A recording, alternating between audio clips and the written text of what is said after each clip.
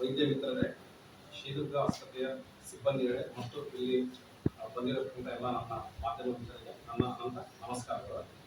ಇಂದು ನಮ್ಮ ಶ್ರೀದುರ್ಗ ಆಸ್ಪತ್ರೆಯ ಒಂದು ವಿಶೇಷ ಕಾರ್ಯಕ್ರಮಕ್ಕೆ ತಾವೆಲ್ಲರೂ ಇಲ್ಲಿ ಬಂದಿರುತ್ತದೆ ಅತೀವ ಸಂತೋಷವಾಗಿದೆ. ನಾನು ನಿಮ್ಮನ್ನು ಹೃದಯಪೂರ್ವಕವಾಗಿ ಸ್ವಾಗತಿಸುತ್ತೇನೆ.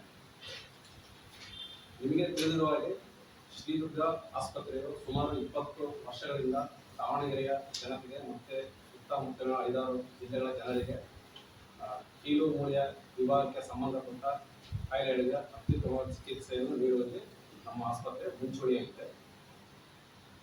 ಅದಕ್ಕೆ ಸೇರ್ಪಡೆಯಾಗಿ ನಮ್ಮ ಆಸ್ಪತ್ರೆಯಲ್ಲಿ ನವನವೀನವಾಗಿ ರೋಬೋಟಿಕ್ ಜಾಯಿಂಟ್ ರಿಪ್ಲೇಸ್ಮೆಂಟ್ ತಂತ್ರಜ್ಞಾನವನ್ನು ನಾವು ಇತ್ತೀಚೆಗೆ ಅಳವಡಿಸಿಕೊಂಡಿರುತ್ತೇವೆ. ಇದನ್ನು ನಾನು ದಾವಣಗೆರೆಯ ಜನರಿಗೆ ಮತ್ತು ಸುತ್ತಮುತ್ತ ಜಿಲ್ಲೆಯ ಜನರಿಗೆ ಪರಿಚಯಿಸುವುದಕ್ಕೆ ನನಗೆ ಅತೀವ ಸಂತೋಷವಾಗುತ್ತಿದೆ. ಇದು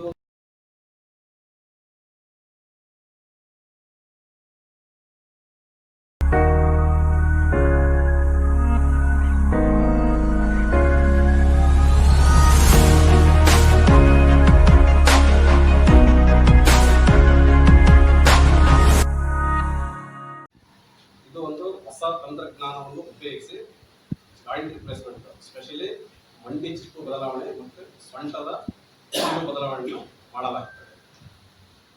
ಇದಕ್ಕೂ ಮುಂಚಿತವಾಗಿ ನಾವು ಕನ್ವೆನ್ಷನಲ್ ಜಾಯಿಂಟ್ ರಿಪ್ಲೇಸ್ಮೆಂಟ್ ಆಪರೇಷನ್ ಅಥವಾ ನಾನ್ ರೋಬೋಟಿಕ್ ಜಾಯಿಂಟ್ ರಿಪ್ಲೇಸ್ಮೆಂಟ್ ಆಪರೇಷನ್ನ ಸುಮಾರು ವರ್ಷಗಳಿಂದ ಮಾಡ್ತಾ ಬಂದಿದ್ವಿ.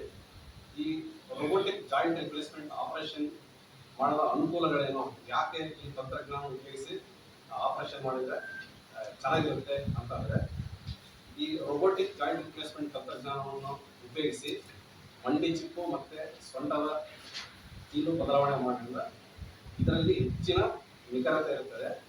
ಅಂದರೆ ಸರಿಯಾದ ಕೋನದಲ್ಲಿ ಮೂಳೆಗಳನ್ನು ಇದರಿಂದ ರೋಗಿಗೆ ಆಪರೇಷನ್ ಆದ ನಂತರ ಅತಿ ಕಡಿಮೆ ನೋವು ಇರುತ್ತದೆ. ಈ ಕಡಿಮೆ ನೋವು ಇರುವುದರಿಂದ ರೋಗಿಯು ಬೇಗ ಚೇತರಿಸಿಕೊಳ್ಳಲು ಅನುಕೂಲವಾಗುತ್ತದೆ. ಬೇಗ ಚೇತರಿಸಿಕೊಳ್ಳಲು ಅನುಕೂಲವಾಗುವುದರಿಂದ ರೋಗಿಯು ಬಹಳ ದಿನಗಳವರೆಗೂ ಆಸ್ಪತ್ರೆಯಲ್ಲಿ ಇರುವ ಅವಶ್ಯಕತೆ ಇಲ್ಲ. ಅವರಿಗೆ ಬೇಗನೆ ಗುಣಮುಖನಾಗಿ ಮನೆಗೆ ಕಳಿಸಬಹುದಾಗಿರುತ್ತದೆ. ಈಗ ಬೆಂಗಳೂರು ತರದಲ್ಲ ಒಂದು 25ರಿಂದ 40% ಕಡಿಮೆ ತರ ಹೊರಗಡೆ ಒಂದು 5 ಲಕ್ಷ 5 ಲಕ್ಷ ಒಂದು ನೀ ಜಾಯಿಂಟಿಗೆ ಅಲ್ಲಿ 5 ಲಕ್ಷನೇ ಮಾಡ್ತಾರೆ. ನಮ್ಮಲ್ಲಿ 2.5ರಿಂದ 3 ಲಕ್ಷ ಮಟ್ಟ ಮಾಡ್ತಾರೆ. ಯಶಸ್ವಿನಿ ಕಾರ್ಡು ಅಥವಾ ಯಶಸ್ವಿನಿ ಕಾರ್ಡ್ ನಮ್ಮಲ್ಲಿ ಬರುತ್ತೆ. ಆಯುಷ್ಮಾನ್ ಬರುತ್ತಾ ಸರ್? ಆಯುಷ್ಮಾನ್ ಕಾರ್ಡ್ ಕೇಳ್ತಾ ಇರೋದು ಇಲ್ಲ ಸರ್. ಆಯುಷ್ಮಾನ್ ಕಾರ್ಡ್ ನಮ್ಮಲ್ಲಿ ಯಶಸ್ವಿನಿ ಇದೆ. ಯಶಸ್ವಿ ಇದೆ ಯಾಕಂದ್ರೆ ಕೆಲವು ಕಡೆ ಅದು ಇಲ್ಲ. ಹೌದು ಸರ್, ಯಶಸ್ವಿ ಕಾರ್ಡ್ ಇದೆ ಸರ್ ನಮ್ಮಲ್ಲಿ. ಇದುವರೆಗೆ ಏನಾದ್ರು ಮಾಡಿದ್ರೆ ಬಿಪಿಎಲ್ ಕಾರ್ಡ್ ನಮ್ಮ ಆಸ್ಪತ್ರೆಯಲ್ಲಿ 15ರಿಂದ 20 ಆಪರೇಷನ್ ಮಾಡಿದ್ವಿ ಒಂದು ತಿಂಗಳಲ್ಲಿ. ನಾವು ಒಂದು ಅನುಭವದ ಮೇಲೆ ಕೈಯಿಂದ ಮಾಡ್ಬೇಕು. ಅನುಭವದ ಮೇಲೆ ರೋಬೋಟ್ ಅಂತಂದ್ರೆ ಇದು 3D ತಂತ್ರಜ್ಞಾನವನ್ನು ಆಪರೇಷನ್ ಮಾಡೋಕ್ಕಿಂತ ಮುಂಚೆ ಪೇಷಂಟ್ ಅನ್ನ CT ಸ್ಕ್ಯಾನ್ ಮಾಡಿಬಿಟ್ಟು ನಾವು ಸಾಫ್ಟ್ವೇರ್ಗೆ ಫೀಡ್ ಮಾಡ್ತೀವಿ.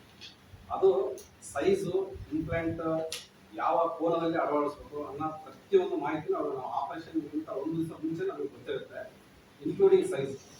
ಸೊ ಅದೇ ಒಂದು ನಿಖರತೆಯಿಂದ 3D ಪ್ಲಾನಿಂಗ್ ಅಲ್ಲಿ ಅದು ಬೋನ್ನ ಕಟ್ ಮಾಡುವಾಗ ರೋಬೋಟ್ ನಮ್ಮ ಕೈಯಿಂದ ಅದು ಕಟ್ ಮಾಡಿಸುತ್ತೆ, ನಮಗೆ ಹೆಲ್ಪ್ ಮಾಡುತ್ತೆ. ಸೊ ಅದು ನಿಖರವಾಗಿ ಇಂಪ್ಲಾಂಟ್ನ ಅಳವಡಿಸಲಿಕ್ಕೆ ಹೆಲ್ಪ್ ಮಾಡುತ್ತೆ.